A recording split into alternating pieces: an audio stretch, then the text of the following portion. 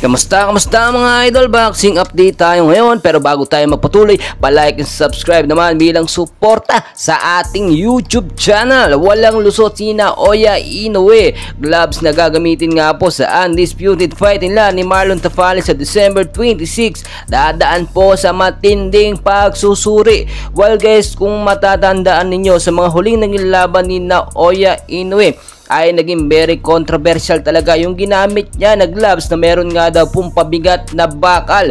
And well guys, ngayon hindi na po yan mangyayari, no? At sinusuring mabuti na walang daya or dayaan na magaganap sa laban nga po or undisputed fight kontra kay Marlon Tafales. Ilang araw na nga lang din po magsisimula na ang weigh-in nila, at ang dalawang boksingero po ngayong ito, no, ay dumadaan sa matinding ensayo at pagpapractice, especially po ang ating kababayan na si Marlon Tafales.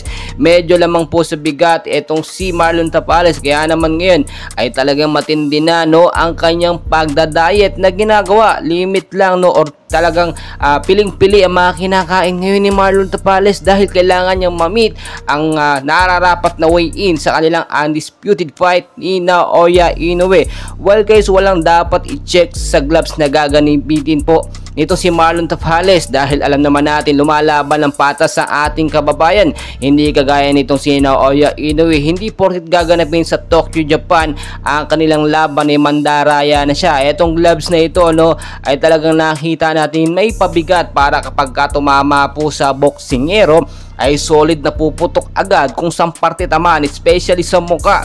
Hindi na po yan mangyayari dahil ang committee mismo na hawak sa kanila sa laban nila, no, dito nga po, no, sa Tokyo, Japan ay talagang susuruing mabuti, at kapag nakitaan po ng kahit isang pandaraya or bakal man lang sa loob ng gloves na gagamitin ng dalawang magkabila ang boksingero, automatically disqualified at tatanghaling panalo etong si Marlon Tafales kapag napatunayan muli na nandaya or mandaraya ito nga pong si Naoya Inoue.